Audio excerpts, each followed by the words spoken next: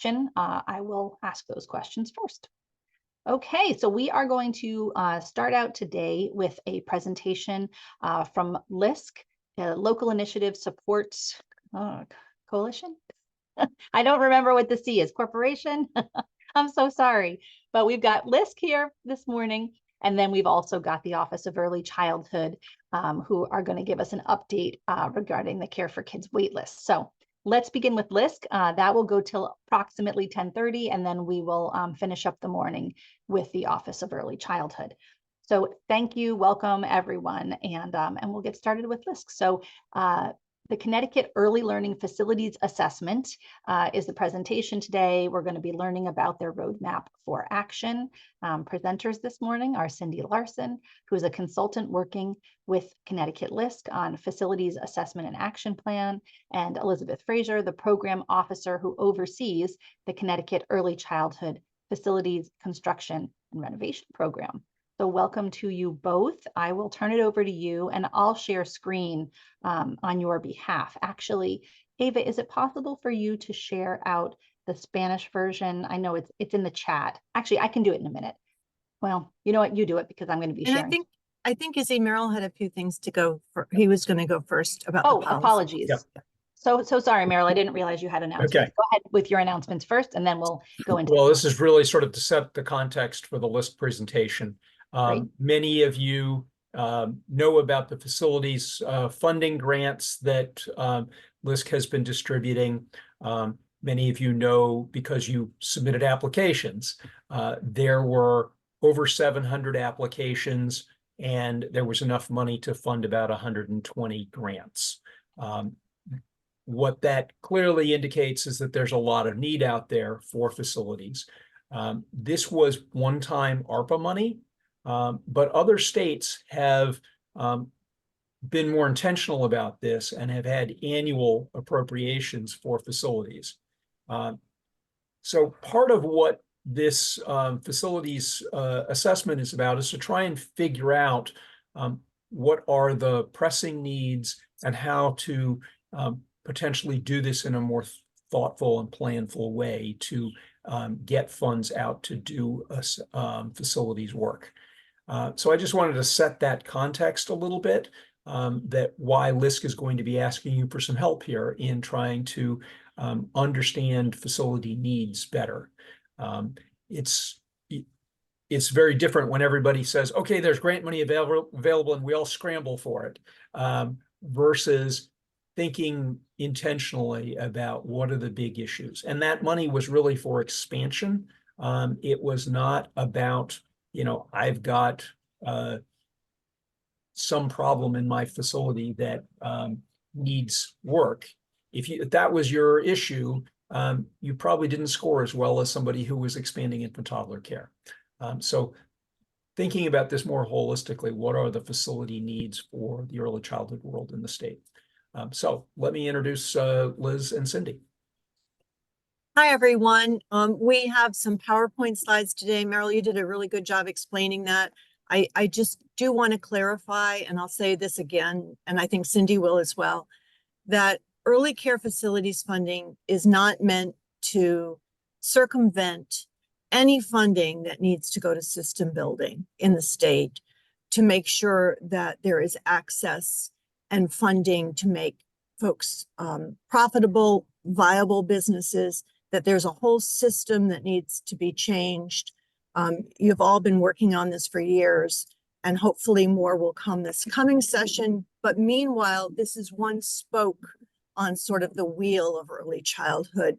And if we don't address it in concert with all the other systems changes, we'll find that as things change, we'll be lacking in that area. So it's really important to consider that all together. And if you want to start the slides, Izzy, that will be great. And then I just have a few notes. I have a few slides, and then I will go quickly, and then Cindy Larson, our consultant, will take over. Hold on just one second. So here's our early learning assessment. This is just an overview. Can you go to the next slide, please? So what, just one second, I'm sorry. what I'd like you to know about LISC is Local Initiative Support Corporation is a national nonprofit financial institution which funds programs in 38 states across the country. Okay, we can go to the next slide. We offer financing through loans and grants. This might be government money, but it's not government run. Consulting services and project support across all of our program areas. We pride ourselves on excellence of both public and private resources. And we are a financial institution, and we make investments of loans and grants for economic revitalization projects. We do services and manage for partners, and we're also very involved in national policy and also program development and implementation, such as this particular project they're all working on. Okay. This is just a brief slide to show the different partners that we work with across the country, and we have national affiliates as well. You can go to the next slide. So we have been working in Connecticut for quite a while. We worked on some with some CHIFA funds a while back, working with CHIFA. We have invested $103 million in Connecticut and leveraged another $848 million. So we have done a lot of affordable homes and apartments and renovated a lot of community space, including childcare facilities. And then we can go to the next slide. And basically, it's our job to empower people with economic mobility and education, transforming places such as housing and community assets and well-being, support enterprises and build technical capacity, technical assistance for capacity building and grant making for capacity building, and drive systems transformation between policy and partnerships statewide. Most of what we've done has been in the affordable housing field. We have financial opportunity centers. We have AmeriCorps and all sorts of other programs. But if you look at each of these buckets, early childhood fits into each one of them. It is really, as you all know, across the board, a really important part of our community. And the next slide, I just wanted to talk to you about for the 25 years that we've been working in early care and education. And while we've done some work in Connecticut, Rhode Island, our sister state, has really dug into the facilities improvement space. The state has dedicated about $5 million per year to a fund. So it's funded annually, most years, with about $5 million to support early childhood facilities improvement and expansions. And this is using government dollars, but is not directly operated through the government. And Cindy can talk to you more about that. And one more slide for me. And I will just reiterate that we know the grant that we are implementing is a good start, but it's far from fixing the facilities and far from helping to provide more high quality care. With only 20 to 30 grants available and only $13 million available, we have so much more that we have to do. And we're still getting calls all the time about when are we going to have more money. But we also recognize that there's a great need in the early childhood community for all types of support. And facilities improvement is one part of system change. And while it will help the bottom line, it's just not going to solve everything. But beside that, we have old building stock in Connecticut. Buildings, repairs, renovations, expansion is expensive. Equity and our community needs should be the focus. And many providers have been making differences in their communities, but just don't have the means to take out high interest loans for needed repairs or make upgrades to increase the safety and quality, or to renovate or expand. So with limited funding available in other pressing early care needs, we need to be creative and understand the needs across the state, what exactly is needed in what parts of the state, and it might be different in different parts of the state, and find funding sources and policies that can help support these facilities. So as part of our grant, we will be conducting this landscape survey. We're also fortunate to be partnering with the Connecticut project. Their funding and thought partnership will really help us to develop the knowledge of the critical issues that we're facing in terms of facilities, geographic similarities and differences, what resources may be available but overlooked, and to provide equitable distribution of funding. And I'm saying that again, equitable distribution of funding, so that we make sure that our communities and our folks that have been working in communities are the leaders in expansion. And with that, I'm going to turn it over to Cindy, who is going to talk to you about what her role is and what she's going to be doing. And thank you all very much for having us here today. Okay, Thank you, Liz. There we go. I'm done. Great, thank you. Cindy, did you want the poll launch now or I was going to say, if you could actually, before I even introduce myself, we want to hear who's with us today. So we have a poll. We're hoping this will work well. And just to kind of take a temperature on who's out there listening this morning, we're going to try to launch a poll and have you respond to it if you would. All right, sounds good. There it is. Awesome. People can maybe do that as you begin, if that works. And that works perfectly. Yes. Yeah. Great. So there are actually a series of poll questions we're going to be doing as we go through things. But if you'd like to just respond to 1 and 2 right now, and Liz is going to be kind of keeping a temperature on that, but we are going to keep moving because we do have a lot to get through this morning. Great. And when we get to somewhere in the 60 to 70% range, I'll stop it. We're at 45% now have responded. So, so folks take 1 second to do this. It's only 2 questions. All right. Thanks, Cindy. Go for it. Yeah, sure. So I want to introduce myself before I start talking about the process. And both Meryl and Liz did a wonderful job of sort of setting the tone for why we're talking about this morning and why we're working on this in Connecticut.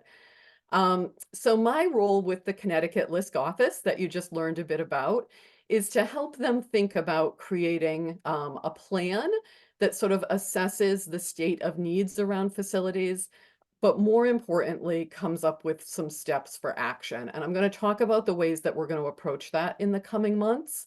But I want you to know a bit about who I am and why I'm working on this subject. So I have spent the majority of my career working in early childhood. For the last 20 years, I've been working largely on systems work, largely related to financing and facilities.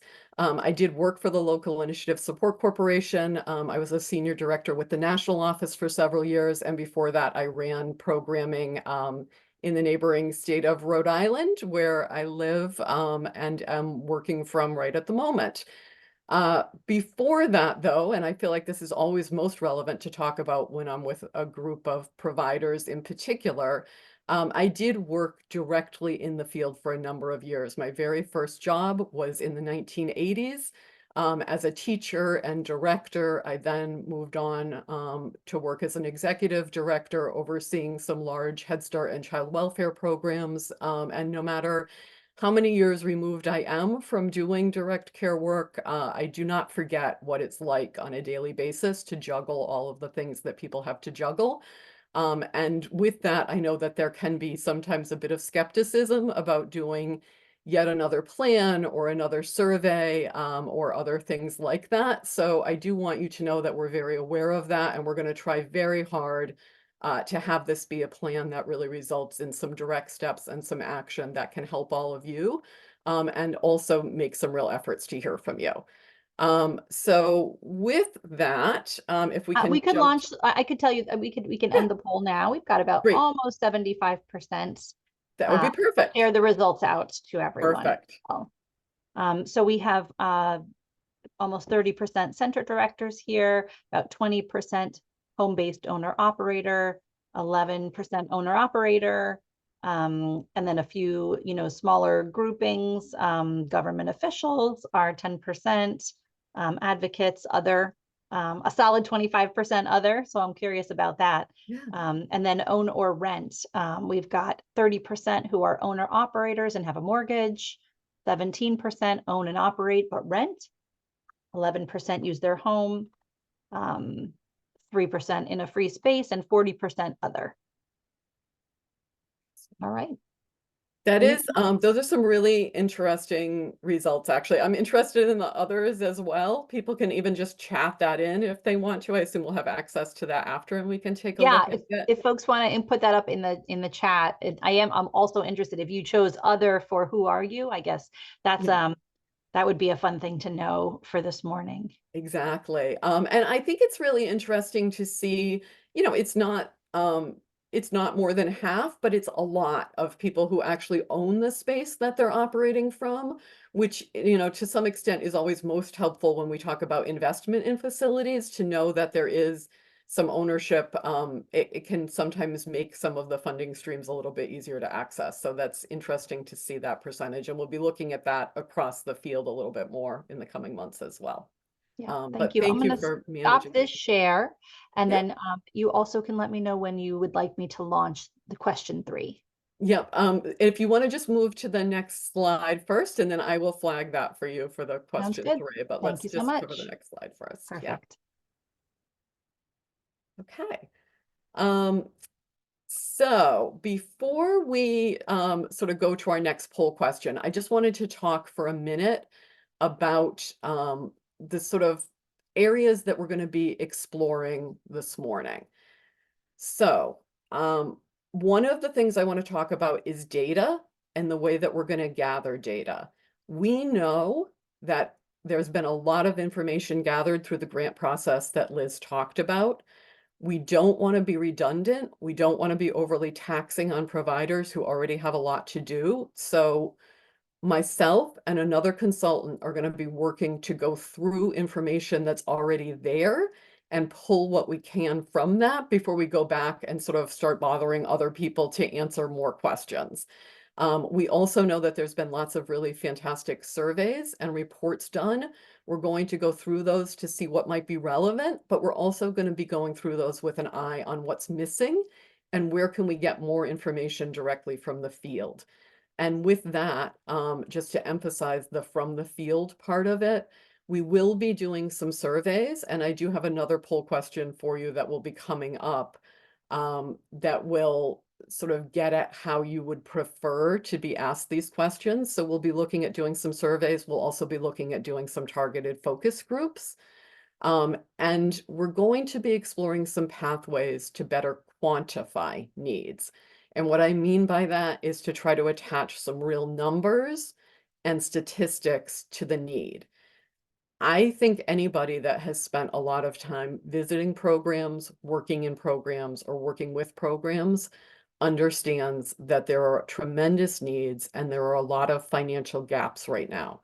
There just is not enough money to do everything that needs to be done. And that includes not enough money to make upgrades that might be needed to facilities, to expand facilities in the way that's needed. And that is in addition to all of the other challenges, like paying the workforce what it deserves to make, paying the other bills. So while it is very difficult to put an exact number on it, we do have experience working across the country with helping think about what those numbers look like. And that's a starting place to understanding how we might get at that through, as Meryl and Liz were discussing, sort of annual appropriations, other resources that we can pull in from other places to help meet the need. With that, let's pull up the next poll because I want to emphasize throughout this that it's extremely important for us to hear from you. So Izzy, if you want to launch the sort of next poll question, we're going to hear a little bit more from you right now with a couple of other questions.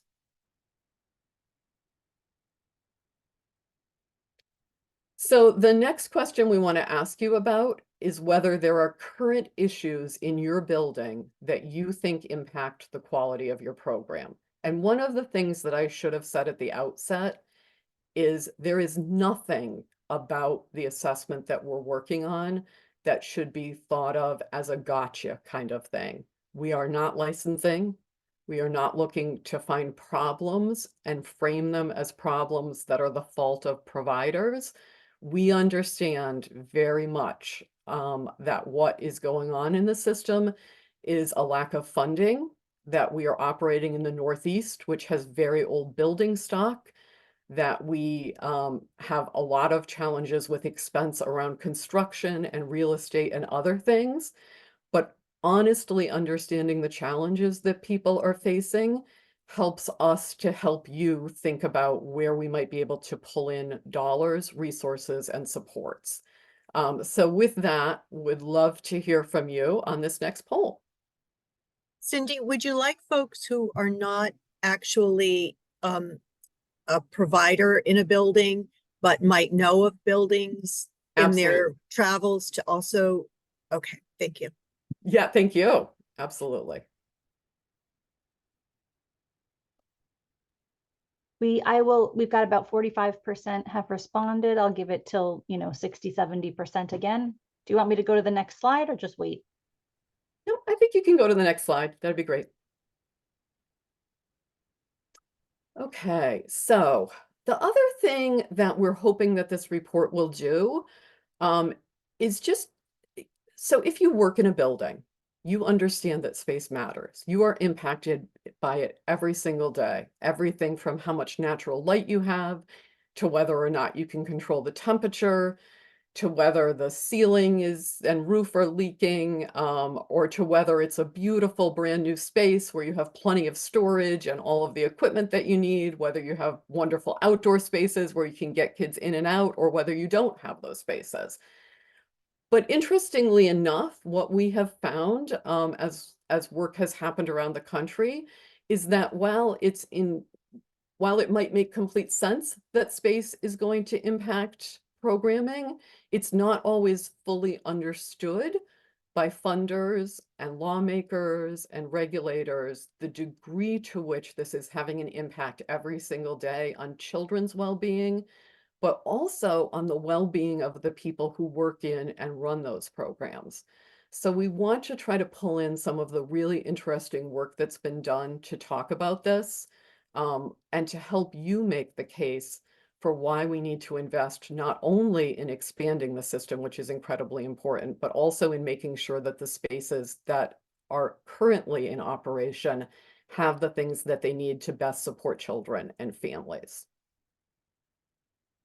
And if you want to actually jump to the next slide, or do you feel like the poll is all set at this point? Do you feel like we've got 55% participating. Okay. Well, let's talk about this one next, and then we can take a look at what that looks like. So we also want to help, sort of going back to what I said about there is nothing intended in this assessment to sort of be critical in any way of the providers. It may at times be critical of some of the spaces, because if you are working in or you've been in some of the spaces, and this is true, I will tell you, I've worked in I have worked in every state in New England, and buildings are old here. Even some of the centers that were built to sort of be the brand new model demonstration sites, many of those are going on 25 or 30 years old and need a lot of upgrades at this point. And there is not always an understanding of some of the unique qualities of space as it relates to the early childhood system. So we want to help tell your story a little bit better, so that as we look for funding opportunities and we look for support opportunities, we can talk about that in the framing of what is special about early childhood. And part of what's special is that it's very expensive to do really good early childhood space. There are a lot of unique qualities to early childhood space in terms of the kinds of places that you want it to be located, the kinds of special features that you want, everything from really good surfaces that can be easily cleaned to child-size fixtures, and lots of windows and indoor-outdoor spaces and parking and all sorts of things. And that's true whether you're operating in a home or whether you're operating in a center that's serving hundreds of children. There are just unique qualities to it. Also, most of us do not come to this field as real estate developers.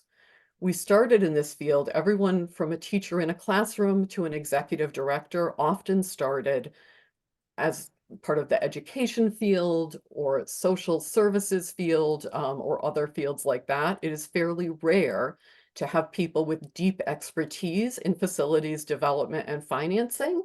And so that can be a barrier for some programs to really access all of the resources that are out there. We also know that in addition to expanding the system, we want to make sure that the buildings that people are operating in right now have the things that they need. We all know that resources are limited in the early childhood field, so it's important to make sure that existing programs are being supported equitably along with new programs. We also want to take a look at the regulatory things that might be bogging down the development of new spaces to help build capacity to the system. I want to be very clear that no one at LISC is a fan of reducing regulation. We always want children to be safe and healthy in spaces, but we also know that at times there can be things that are just barriers, things like zoning or other types of regulatory hurdles that we might be able to look at and make suggestions for ways that other states or other municipalities have dealt with that and made it a little bit easier for providers to do what they need to get space developed in communities that really need better access to care. So with that, how are we doing with the poll? We've got 60%, but I think that's about what we'll get because not Okay. everyone here is a center, so we're an That's great. operator. Okay, So so I'm going to let's share take the a look results at, with you and current issues in your building that impact quality. I mean, overwhelmingly, people said yes to that. right. That is, that is very typical. And I want to thank you for your honesty because I think it's important that we acknowledge what the challenges are as we think about ways that we might work to fix them. And I feel like this is probably going to be the 5th or 6th time that either Liz or I have said this, but when we talk about solutions to this issue, we are never ever talking about diverting resources from the dollars that are needed to operate the programs every single day. We're talking about creatively looking for resources that are currently outside of the system to bring dollars in addition to the dollars that you have right now, but to have them targeted towards the buildings and places where care is being provided. And before we move to the next slide, we do have another poll question. So again, I want to emphasize we're really wanting to hear from you, and we're trying to make that clear even this morning as I present. We're wanting to hear from you as well. So Izzy, if you could just launch that next question before we move on, that would be great. All right. Okay. So the next question is about thinking about expanding your space. So we know that there is not enough care for all children that need care in Connecticut right now. There have been other studies that have looked at that. So we know it both from studies that have been done and people working in the field obviously know that just from interacting with the families every day. So we're curious, and again, if you are running a program, these questions are going to be a little bit easier for you. If you're someone who works with programs, it's still fine to answer if you feel like you have a really good understanding of what's out there. But the first question is about, do you have free space in your current building or home or available land somewhere that you could expand if suddenly money were available? So taking money out of the equation, I know it's very hard to even think about that, but imagine for a moment that money were not the primary consideration. Do you have a way that you could expand is question one. And then question number two is, even if you could, even if there were money available, would you want to? Or are there other variables happening right now, such as operating dollars, workforce, and other things that would make you not want to expand, even if you had the space to do it and a way to pay for that space? So hopefully those questions make sense, and would be excited to hear from you. If you could just take a few minutes to respond to that, that would be great. And in the interest of time, Izzy, do you want to just sort of keep going with slides, or we Yeah. want to pause for, yeah, why don't we do that? Makes sense, I think. Great. So just thinking about how we want to tell your story. And again, I want to emphasize this is your story. It's not my story. It's not Liz and the team at LISC's story. It is very much your story of the work. So we want to think again about the new types of investment. So what do I mean by that? Because I'm sitting today in the state of Rhode Island, I'm going to talk about what that meant in Rhode Island a couple of years ago. We had an assessment report that came out that really helped to quantify what the need was and helped our leaders realize that some of their own goals around expansion were not going to be achieved without more investment in physical space. As a result of that, we looked to do something that was very similar to what the state of Massachusetts had done a few years before, and that was to put on the ballot a taxpayer-funded bond referendum that would create a brand new pool of dollars that had never gone into the field before, to specifically fund childcare and pre-K physical spaces. It was for new spaces, it was for improvements to existing spaces, it was for center-based care, and it was for family child care.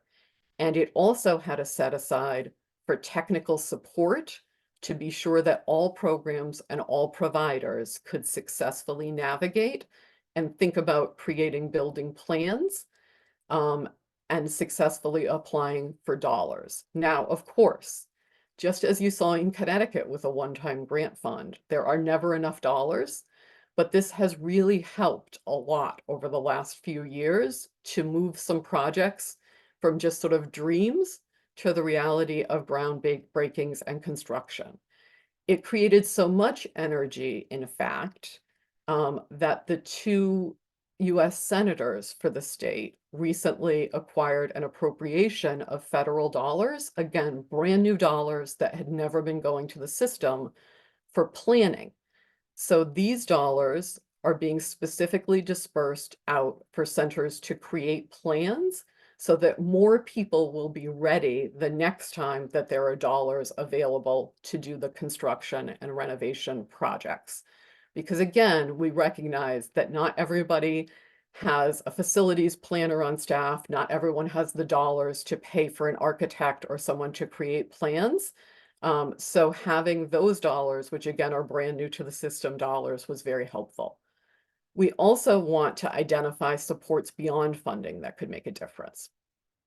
I think pretty much everyone knows at this point, or everyone should know, that our early childhood system is not funded at the levels that it needs to be. And dollars would and will make a big difference, but they are not the only thing that's needed. There are other kinds of support that's needed to help providers sort of navigate all of the things that have to be dealt with on a daily basis.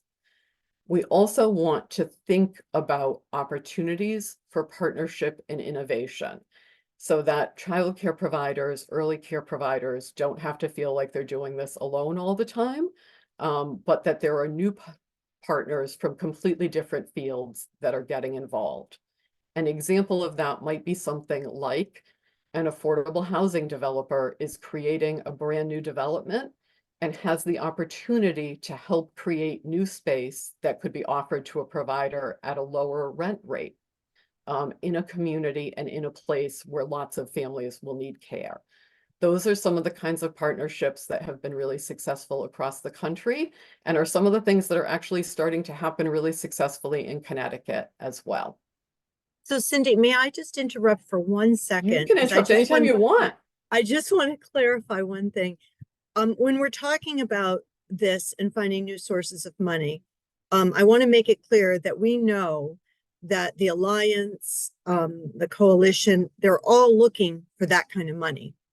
The money that has not been used before. We're not interested in competing for those pockets of money. In Cindy's case, with the bonding, you know, that might be something that you all as policy advocates and as providers decide to do to fund Bill 5002, for example, and that fund. We would never step in and say, oh, we're looking for that funding. The idea is to work together to build a system, but there may be other pockets of money that would not be suitable to fund the trust fund that would be suitable for facilities. That's really where we're going. Just wanted to clarify. That's so important, Liz. Thank you. And please interrupt at will. So yes, you know, I should be aware that we also have lots of advocates and others today. And so part of partnering, part of surveying, part of focus grouping will also be talking to all of those folks and coordinating. LISC rarely in any state, in any place that we work, I shouldn't even say rarely, never, goes it alone. We always do it in partnership and as a support. And so our main role here would really be to try to identify places where other people are working and to figure out how we can best support that with data, information, and other related things. So thanks for pointing that out. If you want to jump ahead, because we have a lot to get through, and I just want to make sure that we also have time for plenty of questions if there are questions. So just to talk about timeline, we do have a pretty tight timeline actually on this. We are working over the summer. I know that summer is not ideal, but you know, there's lots of things about the early childhood system that aren't ideal. So we're going to make it work. And we also know that while many people take vacation in the summer, you're mostly going to be around working too. So a lot of our interviews, focus groups, information review is going to be happening now through the end of August. During the month of September, we'll be doing some pretty intensive report writing. And part of that report writing is going to also be lots of check-ins with key thought partners and sort of saying, did we get this right? And then October through December, we'll be working on releasing the summary and sort of, you know, really helping to make sure that what we're talking about feels consistent with provider views as well as, you know, sort of other advocate views on what makes the most sense to move forward. So hopefully that was helpful. At least on my end, it looks like I'm sorry, that's my fault. No. I was trying to manage the interpretation. We've got it back. So we just had an issue with the interpretation. Let me get back to this. It's fine. Is this the slide you'd like to be on?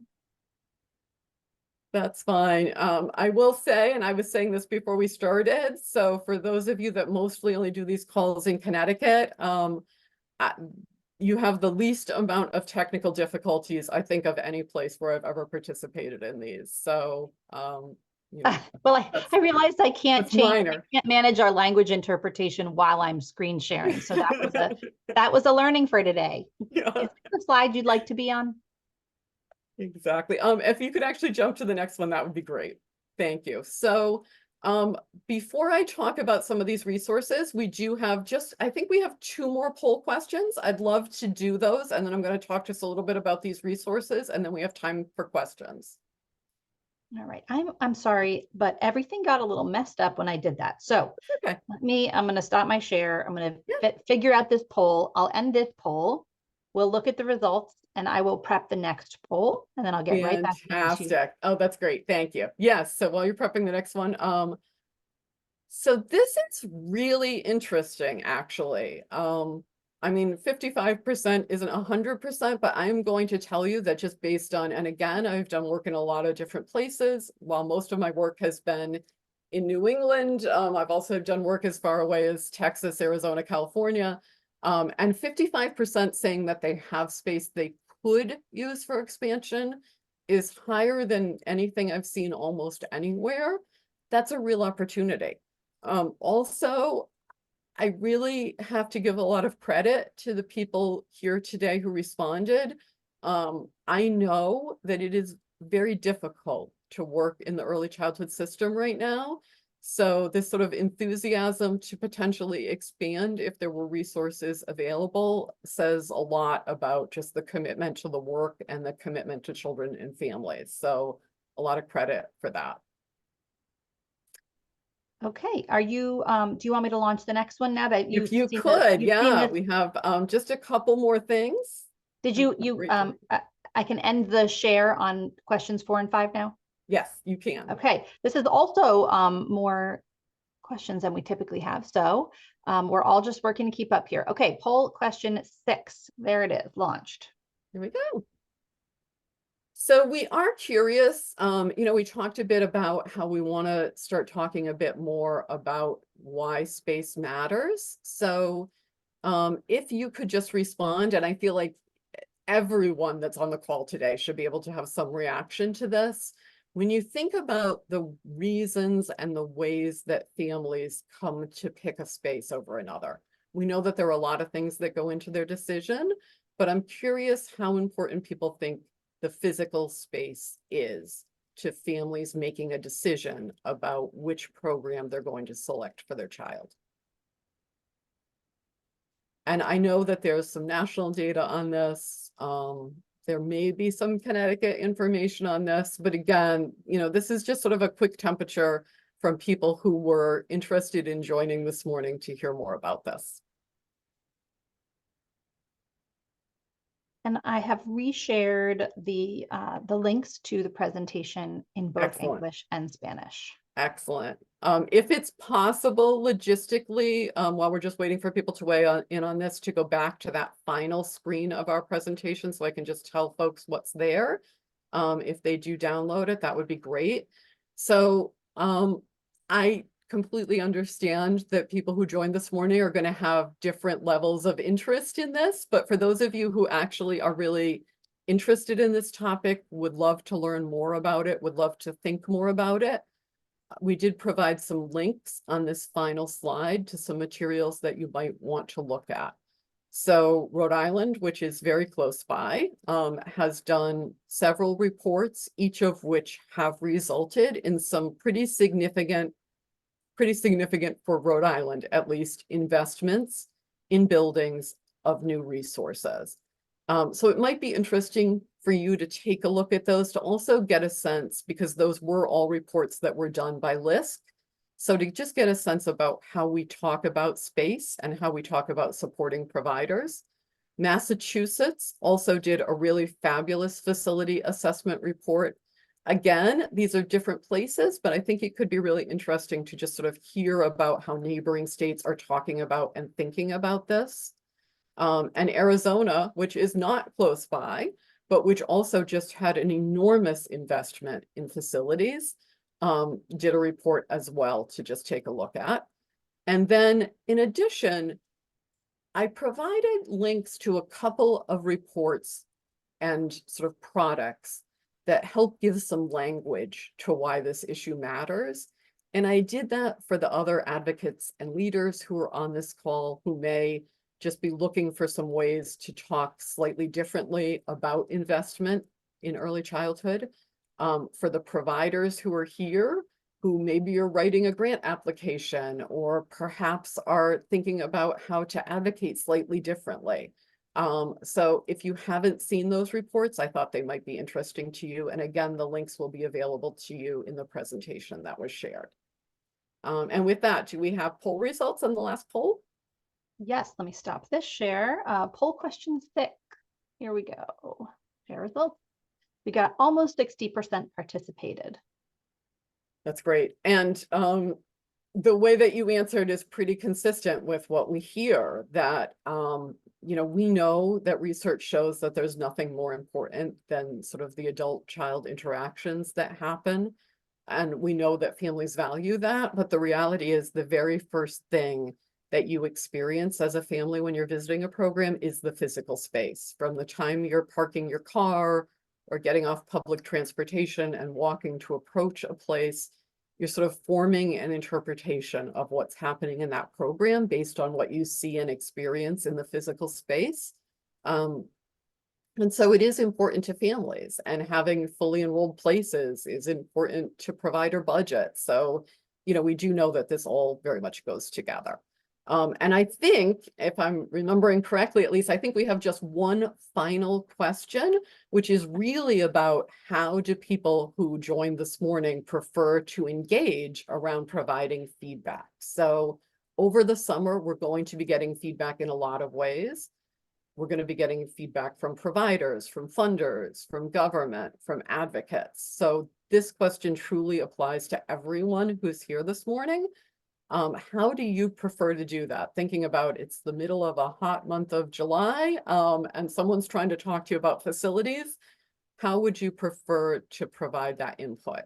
And while you answer that, if there are questions, it looks like most of the questions have been answered, but if there are unanswered questions, I know that Liz would be happy to answer, or I would be happy to try to help answer So as well. the one question that's here is, do you have to sign an agreement to stay open for a certain number of years if you take funds for home renovations? You need to have a lease, and all of these projects are up because this particular grant is ARPA funding. You can be audited at any point in time. I believe, I'm not sure, Cindy, is it 7 years or 3 years, something like that? But there is I an think audit. it's 7 years. I think it's actually, 7. yes. Yeah, and if they say that that was fraudulent, then that, so we trust people to be able to say that they will be in business, that this funding is for their business. I will say that projects that were supported were based on early childhood materials and space, not necessarily based on home improvements. The only time home improvements really came into play were when there was a safety issue, or there were certain reasons why certain home improvements were allowable, but most of the projects were about children's space, if that is helpful. And again, we can have you sign something, and that could happen if we find that there's a lot of fraud.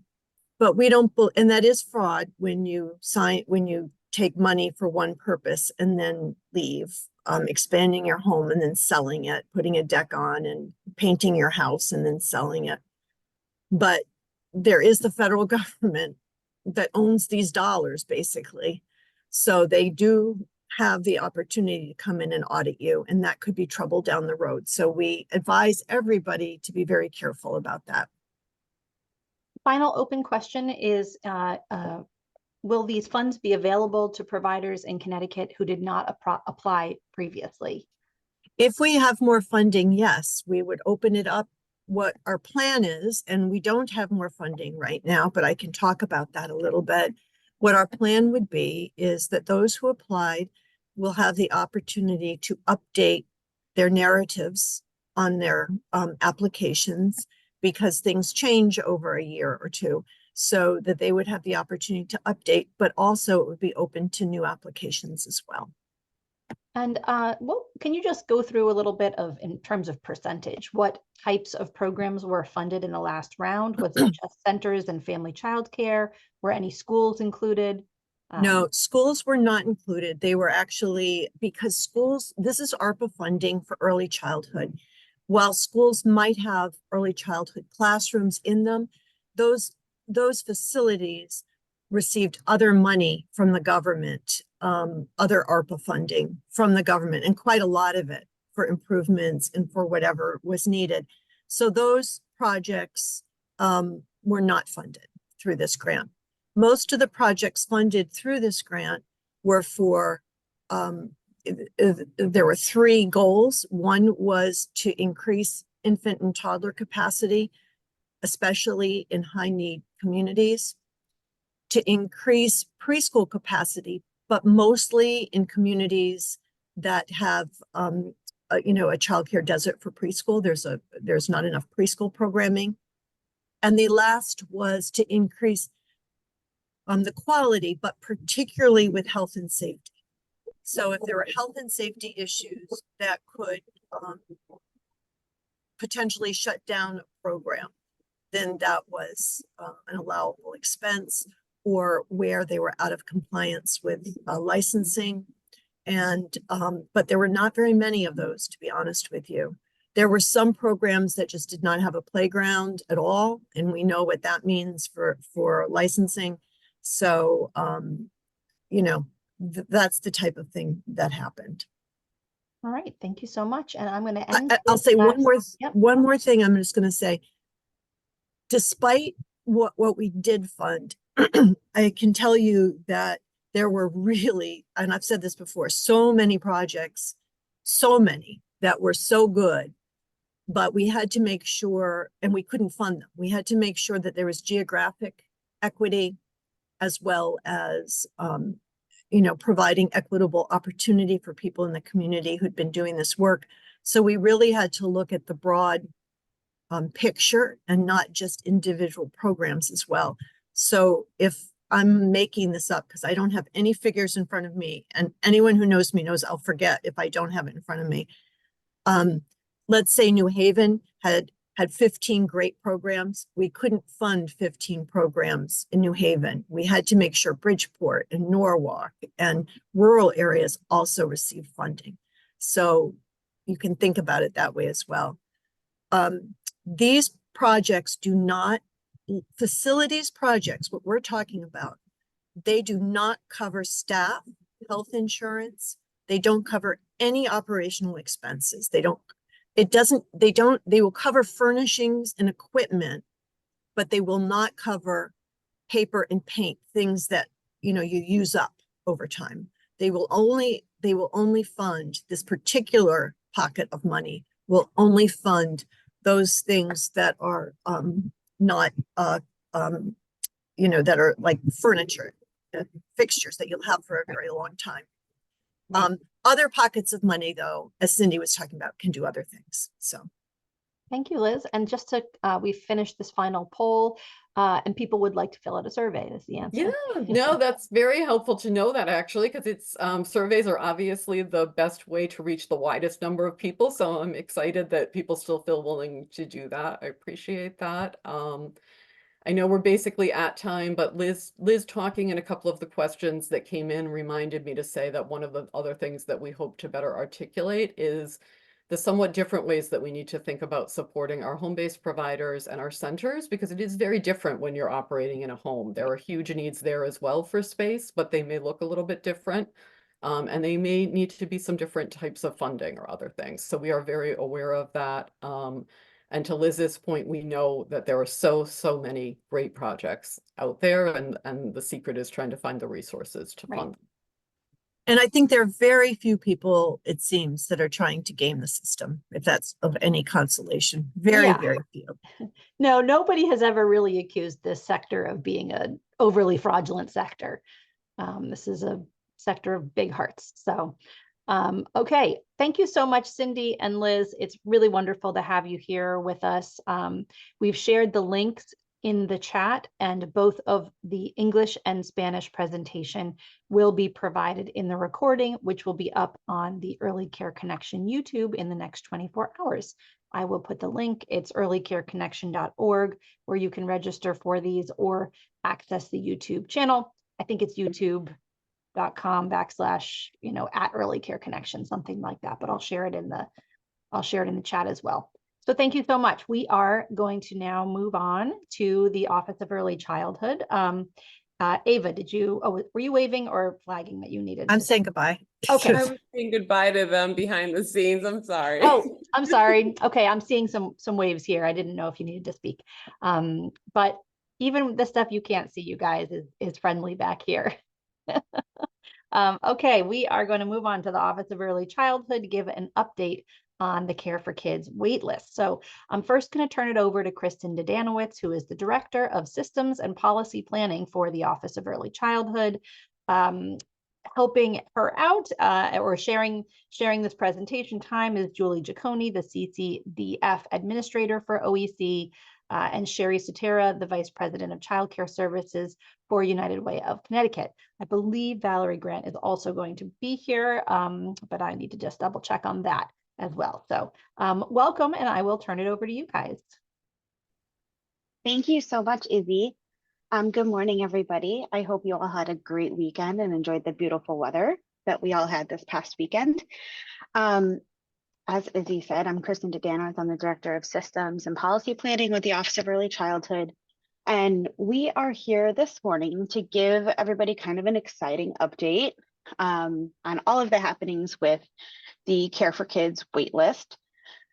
So due to some additional federal and state funding that we received, the OEC was very pleased to be able to give a directive to the United Way, who operationalizes Care for Kids, the directive to invite all of the families that were currently on the wait list off of the wait list. That directive was given on May 27th, and we have Sherry Sutera here with us too this morning to give a little bit more information on what that looks like on the Care for Kids side of things. Essentially, what this means is that all of the families that were on the wait list, families working, higher education, adult ed, all of the families who had been placed on the wait list were sent invitations to be taken off of the wait list. Does not necessarily mean that eligibility for the program is definite. There's still a process that needs to be gone through to determine eligibility for Care for Kids. We will still be operating in an enrollment management environment. Essentially, what that means is applications that were invited off of the wait list will be processed first. Any application that was received on or after May 27th will also be processed after the waitlist applications have been processed by Care for Kids.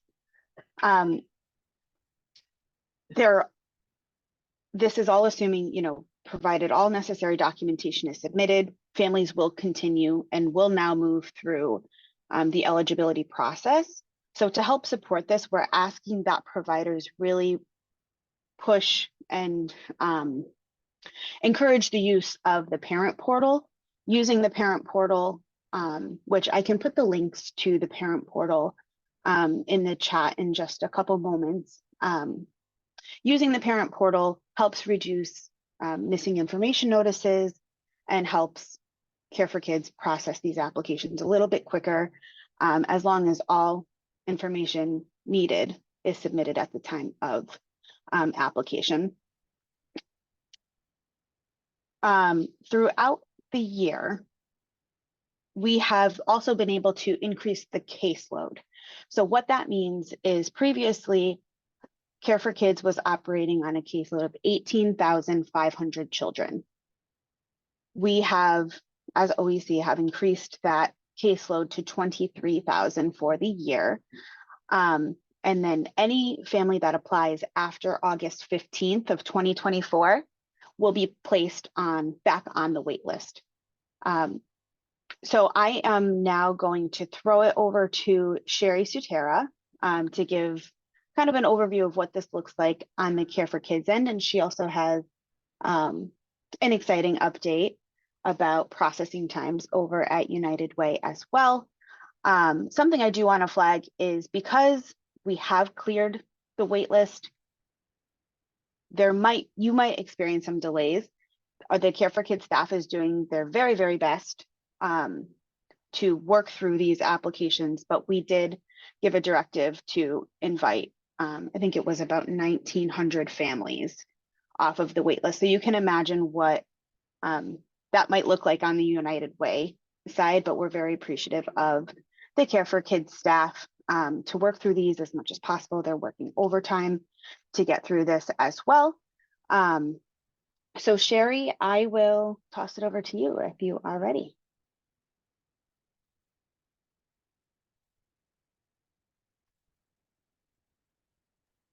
Sherry, are you available? It looks like she came off mute, but I'm not able to hear her. Yeah, no, I'm not either. Well, something else that I can add while Sherry works through her audio issues, gotta love technology, right?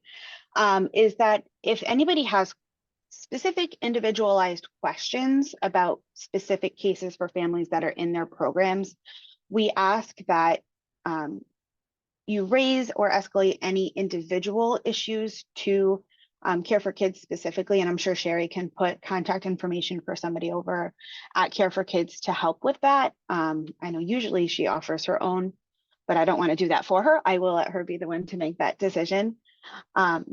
And then, as always, you guys, anybody can feel free to reach out to me as well, and our team here at OEC can work with Care for Kids to get answers. So I know this is a lot to process, but we ask that any individual cases and escalations be made to us offline, just because there is, a whole lot of information that we need to look into to the specific case as we help figure out what is happening with those. So again, we'll give you contact information, and I will put the link to the parent portal in the chat. Sherry, I can see you. Can you hear me now? I was just made a panelist. Yeah, we hear you. Yeah. And I wanted to share my screen, so let me know if you guys can see that.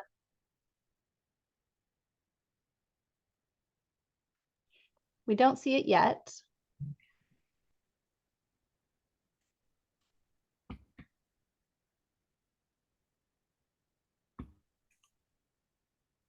Also, just so you know, Sherry, if Valerie does join, then I can move her over to be a panelist to help you with the PowerPoint.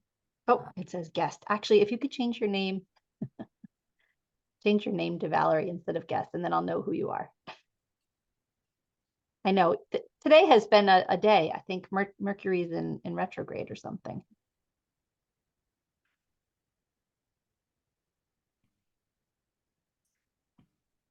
And one thing I'll add, just as we work on the screen share, part of the purpose and the reasoning for giving the directive to clear the wait list is really so that families who needed summer care have the opportunity and option to enroll in summer care. And I'm sure you'll hear Sherry talk a little bit more about that as well.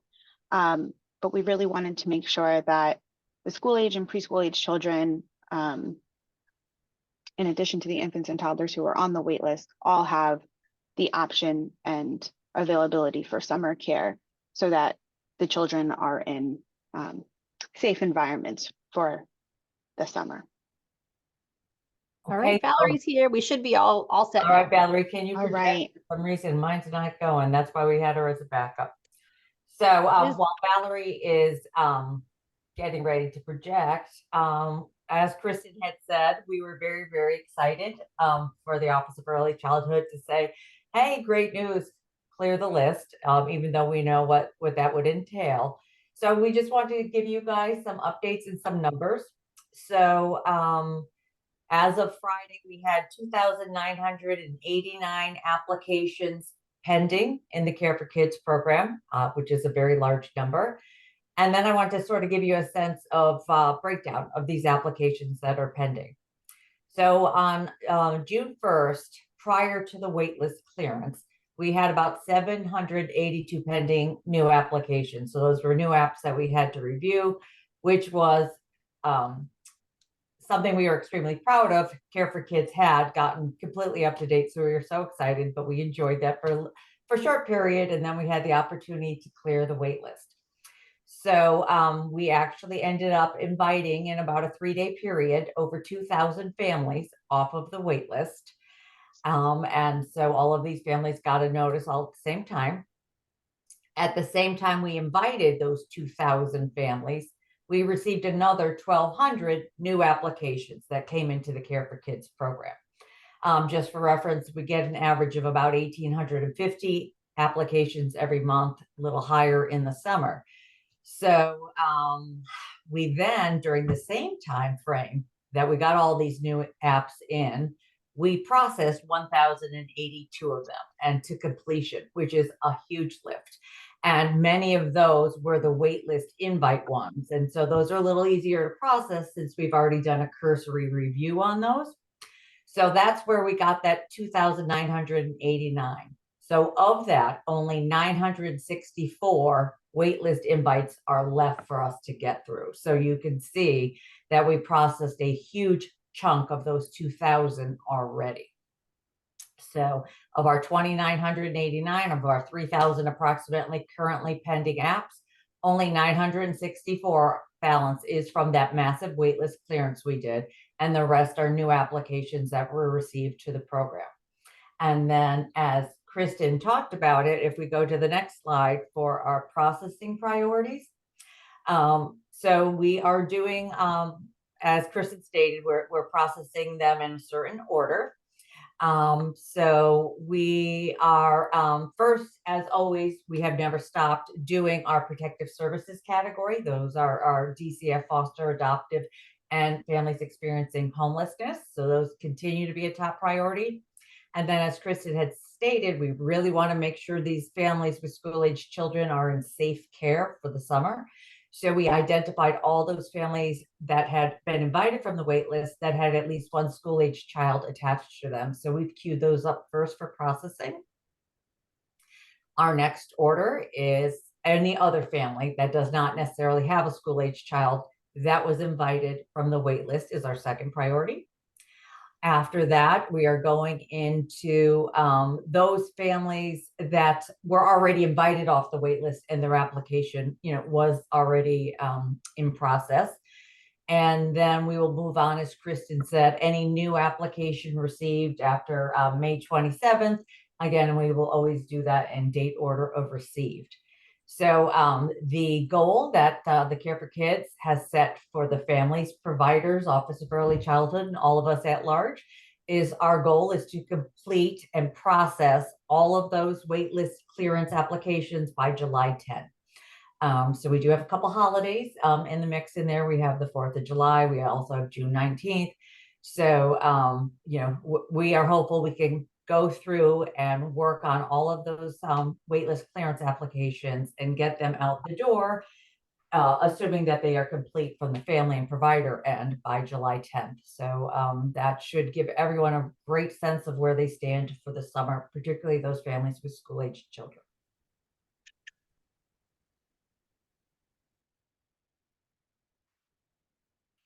Awesome. Thank you so much, Sherry. So I wanted to offer the opportunity, very high level today. Don't think we're going to take up too much more time. So wanted to give the opportunity to open it up to some general questions. I don't see any questions in the Q&A, so I'll just offer that if Ava or Meryl have any, you guys could get started. I do. So because of the new funding that's coming in through the legislature, does it mean that everyone so far in the wait list will, so I just want to make sure I'm understanding this. Everyone who was on the wait list will be off the wait list, and then you showed the timeline. And the other curiosity is, last year when the legislature, they expanded the program because of the SMI to more people. Does that mean that potentially all the people who would in fact qualify now with the new money would also be covered?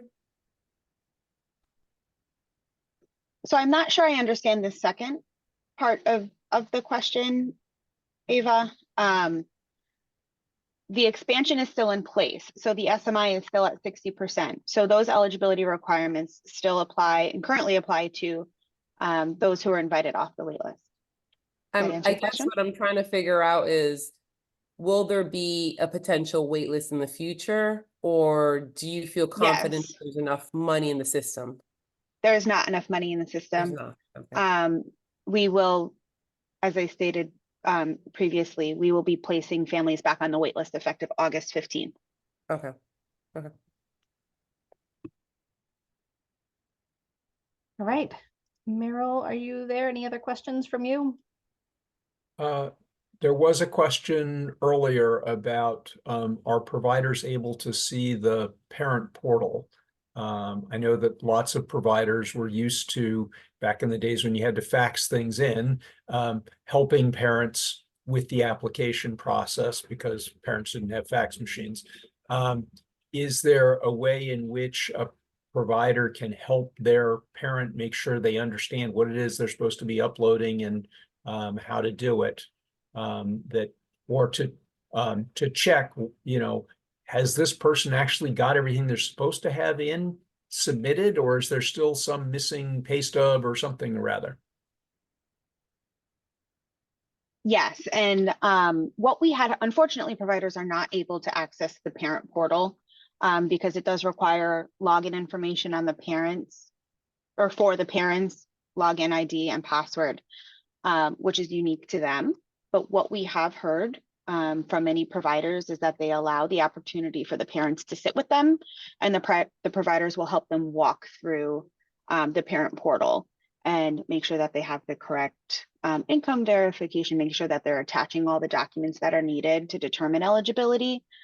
So that has worked for programs that have approached us. So I wanted to share that with the field as an option, although unfortunately providers are not able to access the parent portal.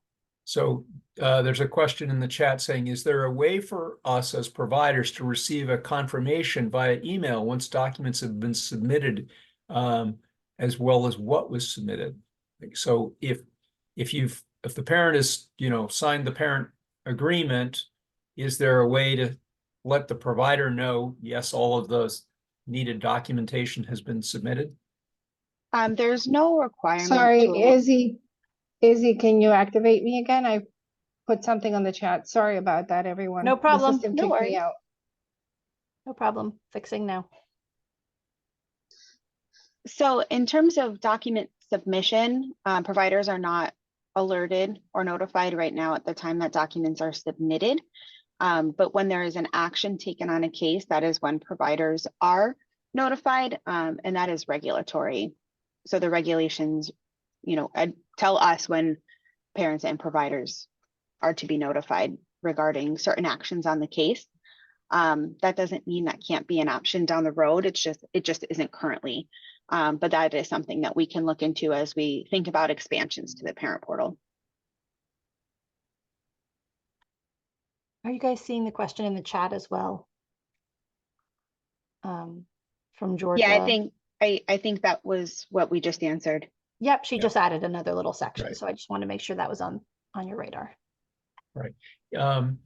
So because I haven't filled out a Care for Kids application, if somebody is filling it out and they have, 4 things they need to upload or whatever, and they've got 3 of them, and the other one, I don't know where it is. I'll wait till my next pay stub comes in and I'll submit it then.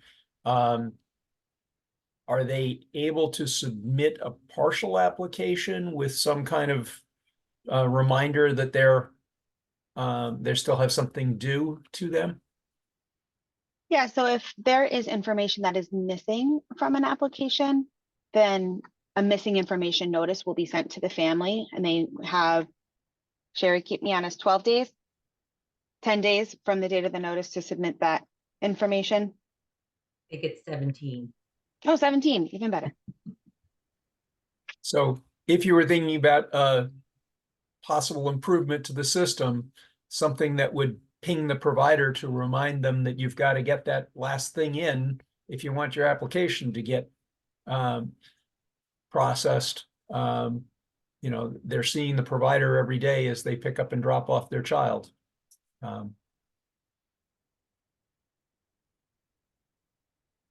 Probably require them at some point when they're filling out the application to click a box saying, please notify my provider about,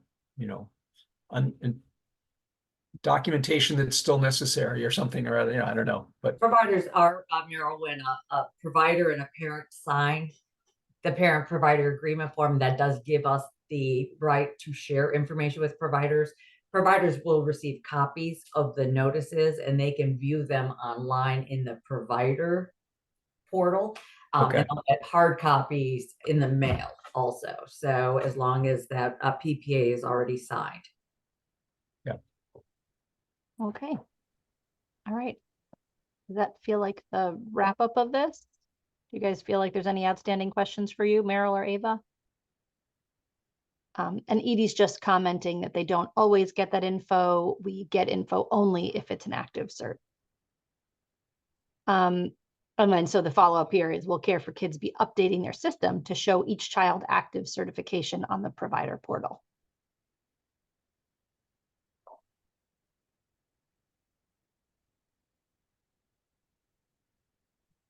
I'm not sure I understand the question. yeah. It's get a copy. Each child has their own certificate, is it? And each provider gets a copy of a certificate per child. Was that the question, or? I think the question is if they're available on the portal. They should be available on the provider portal. Absolutely. All correspondence that the providers receive is electronic image there. Let's see, I just want to make sure to show it's, let's see, does it show by child? I also have not used this portal, but does it show with the child whether their certificate is active when, like, with the child in there, or is it just there's different correspondence? Every time there's a correspond, so there's something called a certificate, which is like its own document. Yep. And it, has very specific information: the name of the child, the provider, the amount, the schedule, when it expires, and every certificate is issued, and provider has access to those, and it has the start and end dates on it. So I don't know, in their correspondence they can get archived stuff that is no longer active.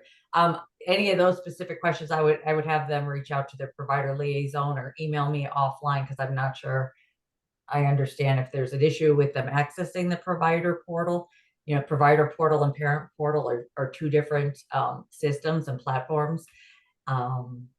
So I don't know what the specific question is. There's still a number of comments in the chat. I'll just direct you guys to look those over, but there are no more open questions. So I was just responding to Georgia's in the chat. okay. So parents and providers are notified at the time that the discontinuance is determined on the Care for Kids side. So when a case is discontinued or denied, if there is a PPA on file, that provider is notified as well as the family at the time the discontinuance is made. And it can be retroactive. Okay. Okay. And then we only get access to the documents electronically if we choose to get nothing in the mail. Is that correct? Or do they get them in the mail and also electronically? It is one method. So they either do paper or electronic. Okay.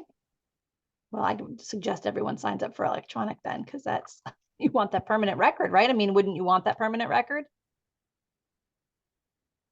And okay. All right.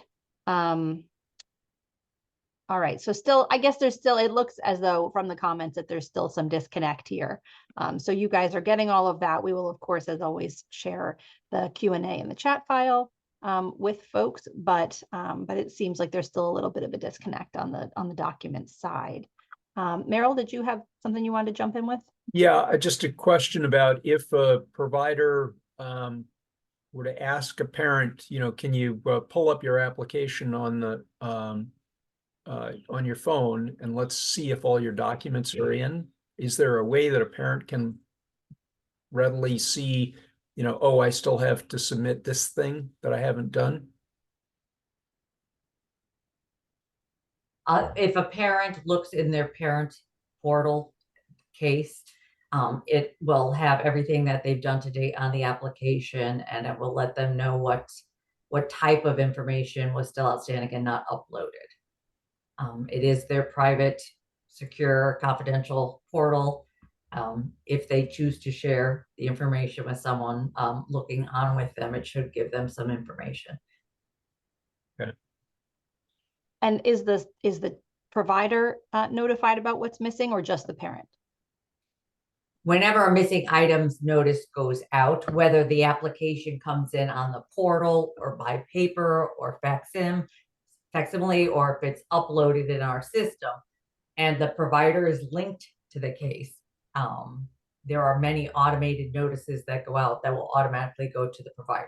So if they are linked and we are missing a piece of information, a provider should get a copy of that notice, whether it is sent through the portal or in the mail.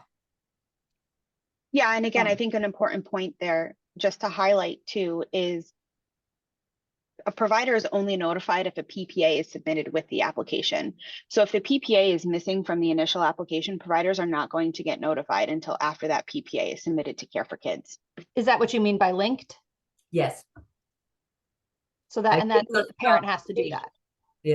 That the parent has authorized us to share this information Sure. with that provider. And if that is not submitted, we do not have the authority to release any confidential information without that PPA, which is the approval to submit confidential information to the provider. Right. Okay. I'm sorry to close this off, but we are at time. We need to wrap up this morning. We appreciate all of you guys for helping today. I can see that there's still some frustration. I would bet that there's folks on here who'd be willing to share information with you. You know who they are. They're in the chat. And we will share the chat file and the Q&A with you so that you have that information. I appreciate all of the folks from LISC for being here this morning and all of the folks from the Office of Early Childhood. Can you guys remember what's our topic for next week? We have one here. Let me see. I can get it. The legislative look back. What from last year? What passed last year that we need to be updated on? And so that's I'm pretty sure that's what's happening next week, but we will send out a notice about it. Okay. Thank you all so much. Thank you to all of our guests. Welcome back, Meryl. Thank you so much, Ava. Of course, nice to have everyone here, and we will see you next week.